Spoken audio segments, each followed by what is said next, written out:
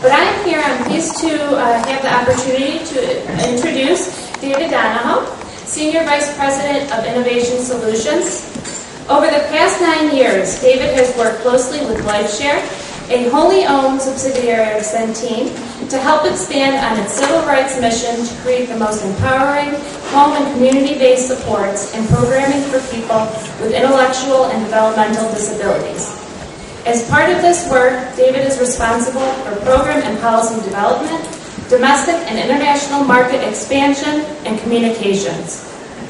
David was uniquely qualified for this role as he has nearly 2 decades of experience in healthcare, disability rights, and advocacy and public policy and communication.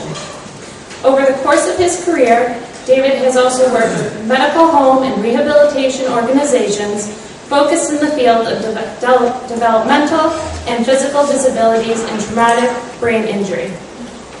We are fortunate to have David here to present on a national perspective, and he has been a part of the leadership team that helped design programs and person-centered support models for the nation's first combined long-term acute Medicaid managed care program for people with intellectual and developmental disabilities in Kansas. Please join me in welcoming David.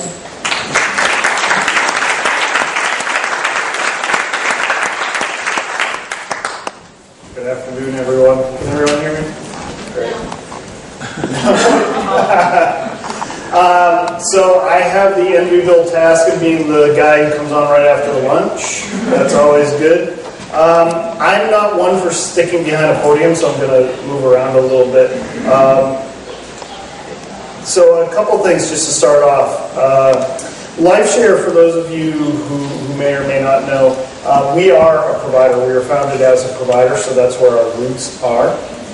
We only just recently became a wholly owned subsidiary of Centene, but we have been working with them for a number of years.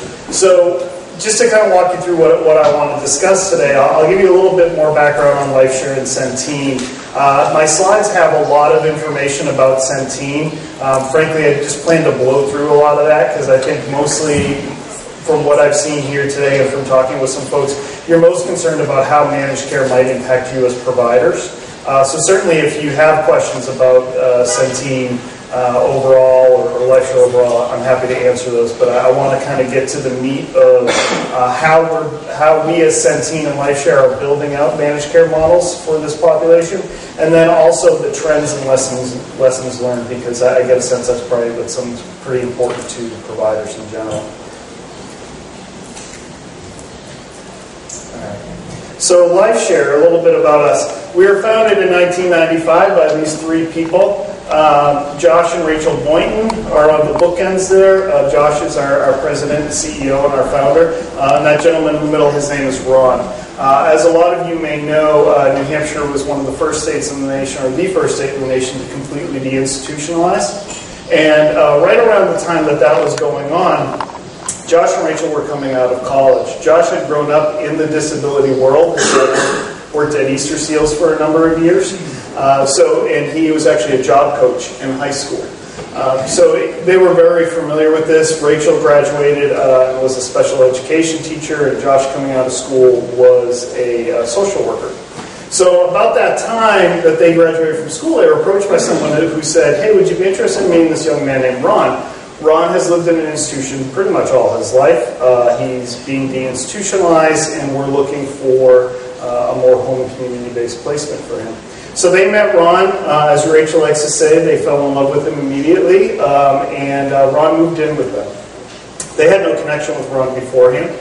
And so they moved in what we now call a shared living situation, or host home, depending on which state you're in. And Ron has some autistic-like diagnoses. He's also nonverbal, but as Josh likes to say, he uses his behaviors very effectively to communicate. In fact, to the point that Ron is what I would say is this is going to be no surprise to you providers in the room. He had a lot of labels. People labeled him as a can't go out in the community, can't be around other people, can't be left alone, can't hold a job. So Josh and Rachel started looking at him and the programs that were built around him, and they found, not surprisingly, pretty quickly, that the programs were built around Ron's diagnoses, around his disabilities, and less around him as a human being. So Josh and Rachel did some pretty heady things for kids in their 20s. They went to the state of New Hampshire, and said, hey, listen, this isn't working. Ron's a human being, Ron's a person, and we want to take over his services. We want to take over his programs and deliver more person-centered programming. One of the first things they did when the state said okay to that was they fired Ron's direct service provider and they hired an artist to become his DSP. This person had no background in disability whatsoever, but Ron is actually a very talented artist. Coming out of the institution, he would color all day with crayons. That was his medium. And Josh was told by a staff psychologist from the institution at the time, you need to break him of this behavior. It's age-inappropriate behavior.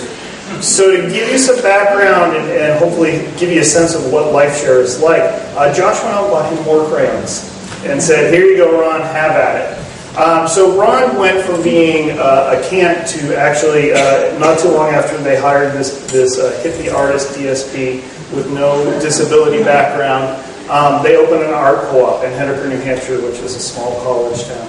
So Ron went from not being able to be in the community to being competitively employed, selling his own art, being around people with or without disabilities and flourishing. And again, for you providers in the room, not surprisingly, once they started looking at Ron and addressing Ron as a human being, all his behaviors started to go away and melt away. So there's the medical outcome, right? So that was really how LifeShare started. LifeShare was only ever going to be these three people. And then as you all know, in our community, even before the days of social media and the internet, people started talking. They started calling up Josh and Rachel and saying, hey, listen, I saw what you've done for Ron. Would you help my son, my daughter, the person I'm a guardian for? And LifeShare grew very organically from there. We grew to the point where we are now a home community-based direct service provider in 7 states, mostly along the East Coast. And so that's really how LifeShare grew up. We also deliver services for the foster care world, and we have just always built everything that we've done around the person. So not too long ago, probably about, I'd say 3 years ago, New Hampshire was one of the first states to head towards Medicaid managed care for people with developmental disabilities. In particular, they were looking at long-term care. So I did what every provider typically does. I reached out to Centene and I said, hey, what are you big Eagle managed care people going to do to us as a provider?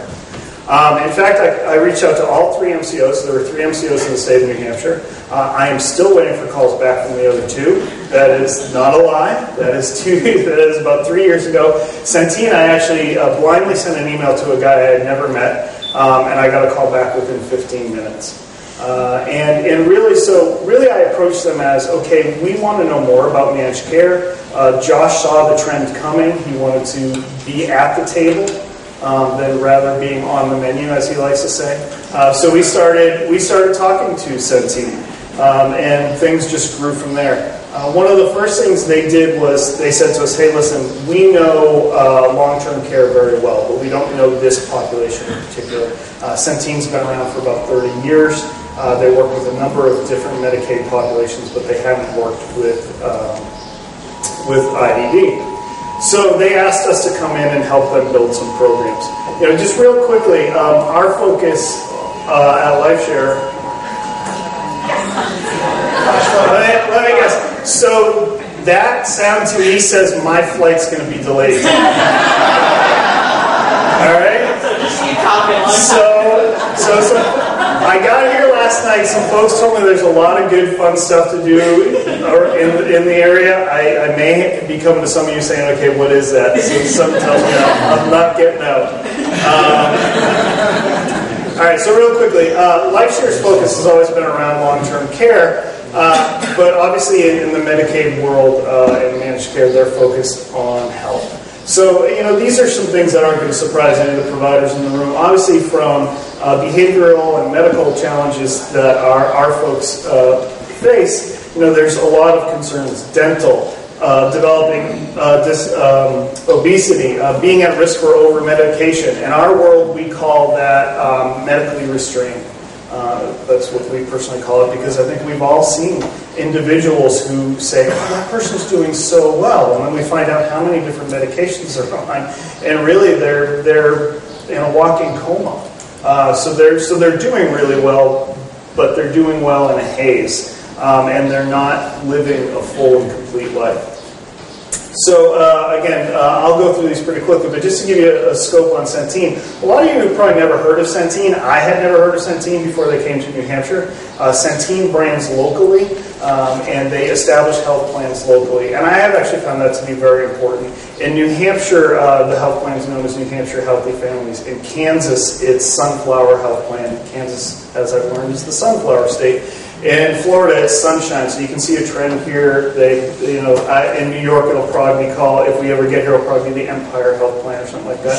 Your suggestions are welcome. When they came to New Hampshire, they first called it the Granite State Health Plan, and we had just started working with them, and I said, hey, listen, the first thing you can do to show you're not from New Hampshire is call it yourself Granite anything, because if people immediately know you're not a local. But Centene is in 23 states and growing, and they do Medicare, but mostly Medicaid. So Centene's philosophy is very localized. As I said, the localized health plans, they give a lot of control to the health plans, which is great, because what they do is they want to hire people locally from the communities and from the states who know the area very well. These are current operations, so you can see in blue, that's where they are, all over the place. Long-term supports and services, these are the LTSS states. For providers in the room, these are the IDD states that they're working in. New Hampshire, where I live, we actually have delayed LTSS. They're currently delivering acute services, but the last presentation I went to for the state of New Hampshire, they had TBD next to our population, so it's taking a while. Kansas, of course, is the first state in the nation, and Illinois, and Texas are both doing acute services. So the road ahead.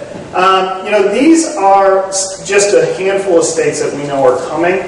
There's a few others I could tell you about, but I'm probably not supposed to talk about. But these are just a few that we already know. Iowa, Centene submitted a bid to be one of the managed care plans in the state of Iowa. We're actually supposed to find out next month if we are one of the winning bidders.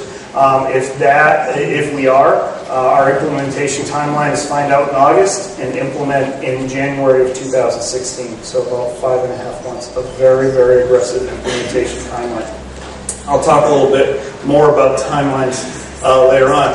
Louisiana, I have been saying for the last almost 2 years, the RFP is coming out any minute. So I just put 2015. New York State, DISCO. A lot of these are targets because we know, frankly, they're moving targets. They change quite a bit. Texas, they're supposed to bring LTSS in around 2017. It could be 16. And then recently, we responded as Centene just to a few of these RFIs, Virginia, Arizona, Arkansas. Again, there are a number of other states that are considering it or putting on RFIs or talking about RFPs. What that means to me is obviously it's a trend. It's coming. In fact, on the LifeShare as a provider side, I sit on a national provider group, and we had a conference call this past Thursday, and I thought it was a little fitting knowing that I'd be coming here. And I got an email from another provider in another part of the country, and this is what he said. He said, well, none of us know when and if our states will move this way. There's no way most providers won't ultimately have to contend with it. And this is someone who, frankly, isn't a big fan of managed care, but he knows that it's coming. The general theme that I've heard today, let me say I've heard Titanic analogies, I've heard Star Wars Death Star analogies.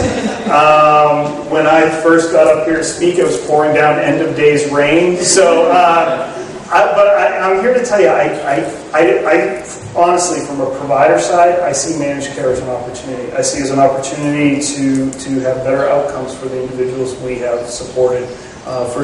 In most instances, I'm sure you all have folks you've supported for decades. I also see it as an opportunity for providers, and I'll touch on that as well. Okay, so we all know managed care is all about healthcare, right? But we as providers know we need to put the person ahead of the diagnosis. I've seen this in practice in Kansas, where we've implemented it. I've seen it in other states. Managed care, to do this right, needs to understand that you can't just look at the diagnoses of the individual, and you can't manage care from a cube. You have to get up off your butt and you have to get out into the community. You all know this. Managed care is learning this. I will say Centene has been a good partner in these discussions. So some key components of our model as Centene and LifeShare. It is person-centered, and it's very much focused on linking consumers and families to both medical and non-medical resources. One of the important things I try to tell folks nationally as I travel around the country talking to providers in particular and state officials is understandably there's a fear amongst providers that managed care is a threat to your status quo, is a threat to what you've been doing. And there will be changes, yes. Mike and Jason and others touched on that earlier today. But I will say for the smart entrepreneurial providers, managed care represents an opportunity. Keep in mind, this is managed care. They are not providers. Managed care is not delivering the services. Managed care needs good, healthy, robust provider networks. And when I talk provider, I'm not talking the medical realm. In managed care, when they say provider, they're talking about doctors and hospitals. When I say provider, maybe it's based on the fact that LifeShare is a provider. When I say provider, I mean what you all are doing, providing direct services for the individuals that we support. So that's what a healthy provider network means to me. LifeShare, as they mentioned, we got brought in to help with Kansas. Kansas was actually kind of already down the tracks a little bit when LifeShare got brought in. So Centene actually said to us, hey, listen, we've already started building this program, but we'd like your insight from the provider side and based on your 20 plus years of experience. So one of the first things that we did is we created a program we call Pathways. And Pathways is really kind of based on that Maslow's hierarchy of needs. It's based on the belief that if we address the underlying social and environmental issues that we as all human beings have, that we can also impact the medical outcomes. So these 5 pathways are physical health, emotional and behavioral, community living, employment, meaningful day, and supporting families in self-direction. And what we've done actually within the health plan in Kansas is we've hired 5 subject matter experts who are each individually a subject matter expert in this area. So our physical health pathway facilitator, that's what we call them, she's actually, she's worked for a provider in the state of Kansas for 20 plus years. She is a nurse, but she, with no offense to any nurses in the room, her filter first comes as someone who has worked and lived with DD providers, and then she puts her RN hat on. She, bless you. She also is a shared living provider. She and her husband have 2 individuals who live with them. So, she brings a unique perspective. And she's actually done a ton of training for our in-house nurses who don't have DD experience at the health plan. Emotional and behavioral health, again, these are folks who have a background in psych or behavioral health, but they've worked primarily in DD their entire lives. So again, the filter's a little bit different, I think, in a good way. Community living, we have a woman who has spent her career working with facilities, both working in institutions and outside of institutions and working on transitions. We see in managed care, obviously, some of the things that we're seeing in terms of trends are states are requiring us to work more, as managed care, work more towards pushing people out into the community as appropriate, particularly from facilities or large state-run institutions. And also employment. Competitive employment is a big deal for states, and they're requiring us through our contracts as managed care to work on competitive employment programs. But again, we have to work with providers on that. Our support is in families and self-direction pathway. That's pretty interesting. The young man who is that pathways facilitator is actually, he self-directs his own services. So he's actually been a great help because he lives it every day. This is another program that we actually brought from the provider side as LifeShare into managed care. And one of the reasons I bring it up here, and I have a couple slides around this, is because, again, what I get back to is managed care has their traditional managed care programs that they do, but this is a new population. And the smart managed care companies will frankly say to you, I need help in a number of different areas. You're out in the communities, you're delivering programs. So one of the things we see nationally is crisis services are a vital need, particularly for our population. So we brought it into the Kansas Health Plan from our traditional provider side, because this is a program we deliver to the individuals we support. But again, the reason I bring it up is because you all have programs like this. I'm sure there's people sitting in the audience going, hey, we already do that. We're already doing it. It's better than yours, LifeShare. And that's fine. And we want to work with you all. In fact, but there are other programs that you all have that when you get a chance to sit at the table with a managed care company, you can educate them and say, this is what they're doing. Because the good managed care companies are going to say, great, help us, deliver that. We're going to contract with you. We're going to get to some of those value-based purchasing options that folks talked about earlier today. So one of the things that's very important to me is in managed care, obviously, is outcomes. They love data like no one I have ever met. And so some of the important outcomes that we've been able to get, the RCRS, or Rapid Crisis Response System, what it is any member who's a member of Sunflower Health Plan with IDP can call in, or their parents or their guardian or anyone can call into our program and immediately get help. The goal of RCRS is to make sure that the people we support stay in the community where they are. Whatever that word community may mean, we want them to stay where they are. We want them to stay out of more restrictive settings. We want them to stay out of inpatient and facility settings. We want them to live the life they're trying to live. But we all know, frankly, folks go into crisis now and again. One of the most important things there, you see there's a polypharm reduction. One of the things we found in Kansas when we started studying just data on our membership, there's about, the Kansas Health Plan has about 4,600 individuals with IDD who we deliver services to. We found probably about 40% of them were on 15 or more meds. I am not a clinician. I have no background as a clinician, but that sounds like a whole hell of a lot of medications per person. So what we started doing is we found that we had some folks, one individual, he was on 4 different antipsychotics. Again, I'm not a clinician, but I don't know, does that sound like too much to you? It does to me. So, we started addressing those issues with that individual. And not surprisingly, once we stepped him down off those medications, the real him started emerging. Because he'd been kind of, again, in my opinion, medically restrained. And we were able to get him into programs. We were able to get him out into the community. We were able to get him to do things. Outcomes that I think are important. They're not medical outcomes, but the real human life outcomes. So actually, LifeShare, working with Centene, we've actually been able to expand this program. And again, the reason I bring it up in front of you all is not to do a little Centene LifeShare commercial, but to show that a program that we were doing on the provider side has much larger, broader implications in a good way for managed care. We have Simpatico is one of Centene's other wholly owned subsidiaries. It's a behavioral health subsidiary, and then Sunshine is the Florida Health Plan.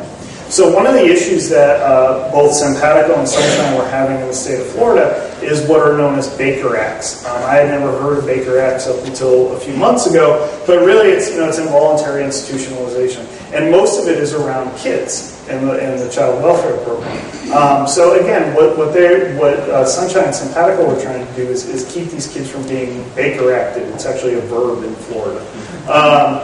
So they said, hey, listen, we had been working with them on our CRS, Simpatico and Sunshine, and some other programs, and they said, can we take it and kind of put it on steroids? So we now have a 24/7 call center that's based in our Lakeland, Florida office. We actually have 4 mobile crisis teams in 3 counties, supporting 90,000 members with the goal of trying to grow it out statewide. The individuals we are supporting are primarily people without a developmental disability. So we're talking about all other kinds of different Medicaid populations. And again, the reason I bring it up is because you all are doing programs that I know can cross-pollinate across other populations. It's an opportunity to expand services and frankly have a greater impact on other people within the populations we support or don't support traditionally. So I talked a little bit about data. This is the stuff that's really important to me. It's the people. This young woman right here, her name is Becky. Becky had a really interesting story. She had been bounced around from, both these folks are in Kansas, by the way. Becky had been bounced around from group home to group home to group home. And unfortunately, she had been bounced around because she was very aggressive and assaulting people. When I talk about assaulting people, she would go after people that she would target as frail. She'd go after people who use wheelchairs, knock them out of their wheelchairs, and really start assaulting them. Folks who are older or smaller than her. As you can see, she's pretty tall, and she unfortunately hurt a lot of people. And so she got referred into our CRS, and really we started addressing some of the underlying issues of what was going on with her. We called in, and this is a telephonic service, so we invite everyone to the table. So we had guardians, we had other providers, we had clinicians. We took that whole table approach. And what we found is that she really wanted to get out of the group home. She'd been telling people that for years. They weren't listening, so she decided that assaulting people was another way to get heard. So we got her into a more community living situation. She flourished. In fact, to the point where in her group home, she had a specific task that she was supposed to do, and she always fought against doing those. She actually moved onto a farm and started doing chores, cleaning out the chicken coop. Anyone who's ever been around a chicken coop, I would not do that voluntarily, and Becky apparently has done it very happily. So she's really flourished. She's actually had some issues since then, and a lot of the folks that we support have. And I think that's one of the things that managed care is going to have to come to grips with, and I think we all as providers probably know, is that there's an inherent risk in supporting the types of folks that we support, and failure, frankly, has to be an option. And by failure, I mean being a human being. One of my big frustrations around the services we provide is when we put someone into an employment situation, if they lose that job for whatever reason, all of a sudden they're unemployable, right? I don't know how many of you in this room have only ever had one job that you've done successfully. My wife can attest, I've had several jobs. So I don't understand, because if you have a developmental disability and you lose your job, why you're suddenly unemployable and why that failure is not an option for you. So getting on actually over to employment, this young man's name is Cody. That is Shelly May. Next to him, she's our employment pathways employment facilitator in Kansas. This is a great story. As you can see last slide, he got his dream job at Kansas University. But the interesting background on that is he lived in a rural community where his only option was a sheltered workshop. And he didn't want to go into the sheltered workshop. And his school system did not have a program to help. He was transitioning out of school, and they didn't have a program to help him move into competitive employment. And he communicated pretty clearly he wanted to be competitively employed. So the school system and our health plan and Shelly May and his dad and a whole bunch of other people, the provider that he worked with, all got together and said, okay, Cody, what do you want? He told them what he wanted, and Shelly knows how to work on school transition. She's been doing this for all of her career. So she helped the school district. And to me, this is kind of one of the promises of managed care in our Pathways program, is building capacity. So in that area, that rural area that Cody grew up in, they didn't have an option for competitive employment. We as managed care helped them build that capacity. So now, frankly, other members of other managed care companies are going to benefit from that, and other individuals will. And really, I see that as our job. We have to help build capacity. And frankly, what we do a lot of times is tap into existing providers. Because you all know, there are providers who are very, very good at a number of different things. It may be employment, it may be crisis services, it may be respite services. And there may be providers in your area that you serve that aren't as good as that. So we're helping to connect those providers. And we've seen a lot happen in terms of capacity building in Kansas. So, trends and lessons learned. Everything's all good, no problems? Yeah. Okay, so states in their RFPs, as I mentioned, Iowa is, we're hopefully going to find out within the next month, less than a month, that we will be hopefully one of the new health plans coming into the state of Iowa. But that was an RFP that I personally worked on with a number of other folks from our team. And that's been a really interesting process working on these RFPs, because even the RFPs that the states are putting out are still, in my opinion, understandably very based on traditional managed care. And so because our population is new to them, they're not always writing into the RFPs stuff that we may find value. A lot of times they are, and it's a new process, right? So with each new state that implements, there's lessons learned from those states. There's a lot of lessons learned from Kansas that I know the state of Iowa has brought, and I know other states will bring on. But some trends we're seeing, again, is community living. And I know, that can be a hot button topic. What is community living? I'm not here to debate that. I just know that states are looking at it, and how can managed care help and work with providers on that. They're very outcomes oriented. One of the things I urge, and the gentleman over here I think touched on it earlier today, is when we look at outcomes right now in managed care, it's very medically based. From a DD provider side, we want it to be outcomes based on quality of life. At LifeShare, we use national core indicators as a provider. I know there are other measures out there. We are actually pushing within Centene for us to be able to build ways to measure those outcomes because data is so robust and needed in the managed care world. Now, we're a long ways from getting to somewhere, unfortunately, where managed care will say, yes, this is the accepted metric, but we're working on it. There are other metrics we can look at. Using Iowa as an example, they actually wrote into the RFP, they didn't get too specific, but they wrote into the RFP that they will be looking at quality of life outcomes.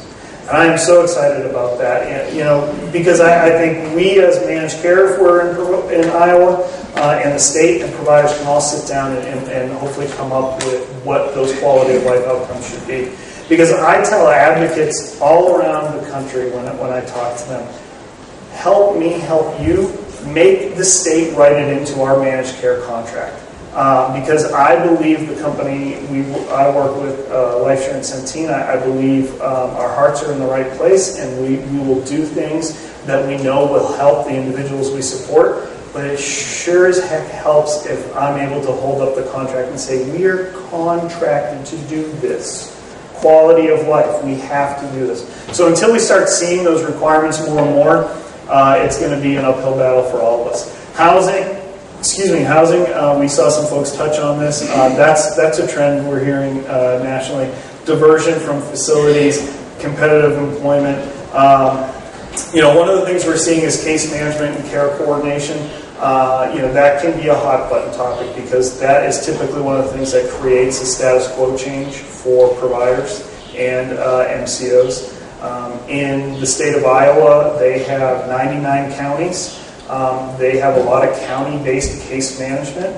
The state, in my opinion, in Iowa, has made it pretty clear that they're looking for managed care to bring that in-house. So that means a pretty dramatic change for some providers in the state of Iowa, taking service and changing it. I will tell you, I met with one provider, and I applaud her entrepreneurial spirit. She employs 20 case managers at her facility. I see those 20 case managers, honestly, would probably get hired away by managed care companies, and some of them would stay. But she has enough programs that are dynamic that she and I sat down and said, hey, listen, let's commit to working out some opportunities to build out new programs so that your case managers who are there, they may not be case managers anymore, but they'll have other services. So that's, again, where I see the real opportunities is for providers to go to managed care and sit with them and say, hey, listen, these are the services that I'm providing. What are valuable to you as managed care, or what are valuable to you as managed care that I'm not providing that I can work with you. The smart MCOs are going to look to partner with innovative IED providers. They're going to talk to you and they're going to sit with you and admit what they do or do not know. So this is something that we talked about in some of the earlier presentations around value-based contracting and things like that. These are some programs that Centene does with other types of providers, and these are some programs that we are hoping to see gets moved into the IDD world. I can tell you in the Iowa RFP, we have written in some performance incentives for IDD providers. And that was an interesting conversation because in the RFP, they actually require us as managed care to write, okay, what kind of programs are you going to do for incentives for providers? What they meant is, again, docs and hospitals. And I raised my hand and I said, okay, what are we going to do for DD providers? How are we going to incentivize them for outcomes? Because right now, we have some managed care programs that we see in other states where we're pushing DD providers to get these outcomes, and then they get these outcomes, and what do they get out of it? So I may be biased, but I'd like to see providers be incentivized for producing these outcomes. Lessons learned. The importance of collaboration with DD providers, advocates, individuals, nursing homes, and things like that. As we know, there's a continuum of providers and services. So we as managed care have to partner with them. Forming advocacy advisory communities early in the process, that's very helpful. In Kansas, we have a number of different committees. We have subcommittees for the different populations we support. We do have a DD advisory committee, but frankly, that's an ongoing process. We have guardians and providers at the table. We're pushing more to find some individuals who can be at the table. Maintaining members' current care plans during transition, that's very, very important. As you all know, one of the things I mentioned in Iowa, there's going to be a transition period where if and when managed care comes to the state of Iowa, you're going to take these county-based case managers that I mentioned, and a lot of them are going to transition into managed care. So we collectively, in my opinion, as managed care entities, as the state providers, need to work together to make sure that there's no disruption in services for the individuals we support. And also we need to make sure that there's a transition of care for the individuals in terms of their plans, because it's going to take managed care a little bit of time to get to know the individuals and what their needs are. So lessons learned, barriers and challenges, right? So I go around the country and folks in the DE community want to know about Kansas because they've all heard stories. I would say, honestly, one of the biggest issues early on in Kansas was claims payment. And this was an education for managed care. We all know that if you deny a claim to a hospital for $10,000, most hospitals, large hospital networks, can absorb that for a little while until things get worked out. You do that to a small rural DD provider, they're done. They're closing the doors, they're gone. And we had some issues with that. We had some issues with claims getting denied. And a lot of it had to center around, not that Centene or Sunflower, the health plan, didn't want to pay the claims. It's just they were filed incorrectly. And so really what we found is we need to do a better job of working with and educating providers and being a partner with them to help them with this claims filing process. Now the claim rate in Kansas, the clean claims as they call it in managed care, is up to about 98%. I believe it's up to about 99% when you eliminate provider errors in filing. So they fixed that. And honestly, getting paid is important. Right? So there's nothing that gets a call to the state quicker against an MCO than someone not getting paid. Not a big shock. The importance of allowing sufficient time for the plan to perform initial assessments. This is going to take a while. We need to get out in the community. We need to get out into the living environment for this individual so we can understand their whole life. And then another issue is accelerated program implementation.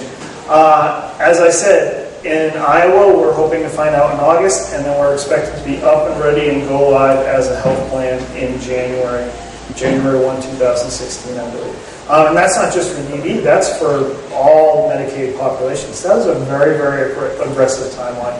We're prepared to meet that, but I think, from what I've learned here today, it sounds like there's a lot of systems transformation going on with you all already. As you head towards DISCOs or whatever it may be, a rapid timeline of implementation could be disruptive. So I think we and you as providers would say, let's put together a timeline that makes sense for everyone and frankly does the least to disrupt the lives of those we support. So, I was really, I really enjoyed Jason's presentation because I think honestly one of the things that I would like to learn from him was how they're getting together to help waive some of the state requirements for services so that you can be more flexible. I'd like to know how that works because honestly I'd like to see it happen in other states. So the reason I titled this slide "Don't Waive Innovation" is I'm sure there's people here who can quote chapter and verse of different waivers here in the state of New York. The problem with that is in every state they have different waivers, and when you get to managed care, one of the promises, in my opinion, of managed care is you're supposed to be able to get an individual and provide services to them that make sense, and provide the types of supports that make sense, and not have to be concerned about, oh, the waiver won't allow for that. In Kansas, we had a very real example of a young man who needed a wheelchair ramp for his house. Under whatever waiver, because I'm not a waiver expert, thank God there are people who are, but under the current waiver in Kansas, he was not allowed to get a ramp. They wouldn't fund it. We as managed care said, listen, it's $1,500. We're going to get that ramp built because we know the downstream impacts of him not getting that ramp are going to be much more expensive and much more disruptive to his life, to his mom and dad's life, to other people's life than spending $1,500 on a ramp. We had a young man named Jacob in Kansas who lived in a rural part. He has a lift that he uses to get. He uses a wheelchair. He uses a lift to get to the second floor of his house. Under the waiver program, he wasn't enabled to get that lift. His lift had broken, so we actually worked with him and approved that because, again, we recognize, hey, listen, downstream this is going to create a lot of issues. There's actually a really cool video on Centene's website. Quick plug. I would encourage you to go to it. It's pretty cool. And one of the things I like about it is you see Jacob as I think he's in his 20s. He's like every other 20-year-old, like a lot of individuals that you support. He just needed some more support from managed care. And the reason I have this graphic up here is kind of twofold, or maybe threefold. One, I'm a 12-year-old in a 40-something-year-old's body. I love Legos. Luckily, I have a 12-year-old at home, so I can say, oh, I'm just playing with my son. Except he takes my stuff. And the other is you all know the Medicaid system is kind of a mess, like the top of that table. But what I see is an opportunity to build something. What I have seen in other states, though, however, are providers who want to do this about managed care and go, oh, it's not coming, and then they're not part of the conversation. And then unfortunately what happens is the changes that you all know are necessary, you're not there to be part of that conversation and help make it happen. I honestly saw that in Kansas. I think Kansas is moving forward with some great changes collectively. But have a seat at the table. Be there because your input is valuable. And again, the smart managed care companies and state officials are going to listen to you. So just a couple other lessons learned. I touched on this. Our MCOs in the states and providers working on innovation and evolution. Are we working past the current waiver system and saying what flexibilities do we need to build into managed care to make this make sense for everyone? Access to real-time data and reporting. I know some providers have more sophisticated system than others. The more you can do to have any kind of outcomes data that you can deliver to a managed care company, the more they'll be open to working with you and getting into some of those value-based purchasing arrangements that we talked about. From a state perspective, enabling flexibility in caseloads and physician requirements, we have seen other states that say, listen, you have to have this exact ratio. But unfortunately, sometimes that ratio doesn't take into account a number of different factors. The rural nature of some areas of states. I'm quite sure the requirements that you all have up here in terms of travel time, availability of services, transportation, things like that are much different than you're going to see in Metro New York City and things like that. So to have a caseload requirement that's the same in upstate New York or rural parts of New York And in Metro New York, just, it doesn't make sense. So giving managed care the ability to what we call stratify the caseloads is very important. Carve-outs. I see this all the time. In our world, it's nothing about us without us, right? But then you get to the managed care conversation, and I start seeing DD advocates saying, hey, let's carve this part out. Hey, let's carve this part out. Hey, or maybe it's in the behavioral health. That really, in my opinion, runs counter to what managed care should be about. It should be the ability to look at the whole person. So if you start carving out certain sections, we're not able to impact everything, and the funding gets very convoluted. Face-to-face initial assessments, that is so important. And assessing and leveraging community partnerships. Again, I touched on this a little bit. You all are in the community. Managed care should have case managers and others in the community, but they're not going to be delivering the care, so they need to be partnering with you all.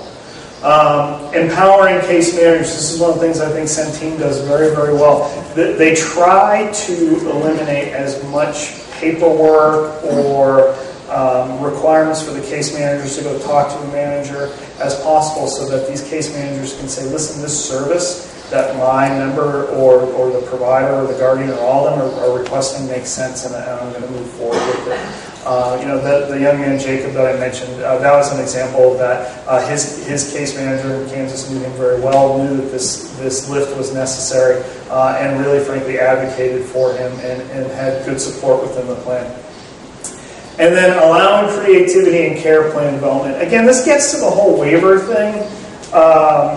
We had an example of an individual in a state who needed some form of occupational therapy.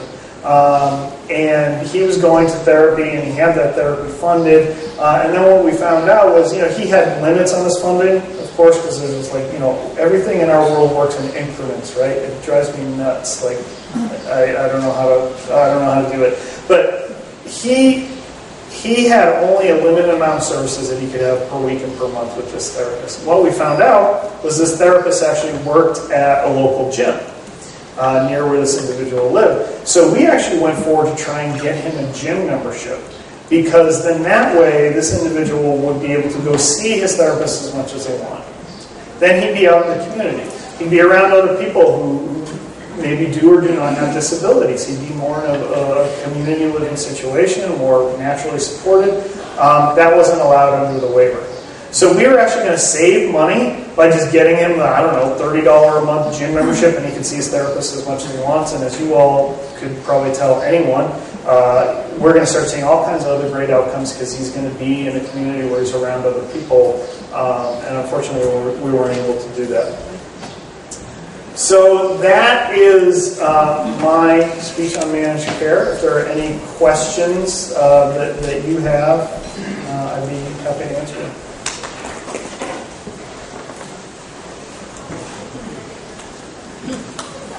See, that's what happens when you're right after lunch.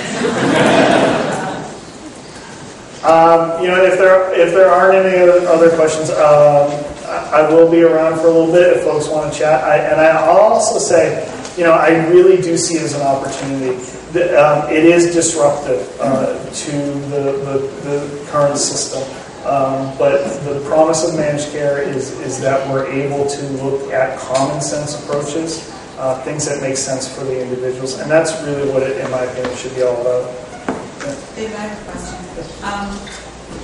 Given that we're all building the airplane as it flies, are groups like yours being consulted by other innovators in different states, for example, New York State, beyond the RFP process? So, do you mean... Like your experiences in Kansas and Iowa, the examples you gave us. Yeah. Those are very helpful, and they could help us generalize to what we do in our state and other states. So I'm asking maybe a two-part question. Okay. Does anybody talk outside the RFP process to help each other and or consult? Yeah. And if so, is that a fruitful process that we as providers could help encourage? Yes, absolutely. Folks do talk.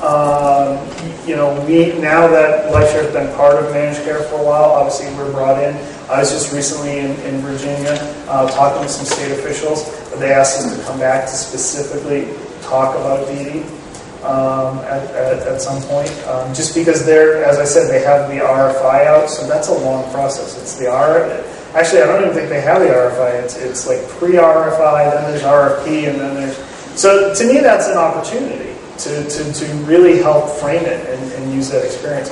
I also think providers talking with one another. You heard folks talk about it. I think on the provider side of LifeShare, we don't do enough sometimes to talk with our competitors and comparators about what makes sense. Because as I mentioned, the state of New Hampshire has kind of delayed things. I think that's an opportunity for us as providers to get together and go to the state and say, hey, listen, since we have the pause button on right now, can we talk about what we think is going to be implemented and how we think some tweaks could happen? I don't know if that answers your question. Yes, all right. Thank you all.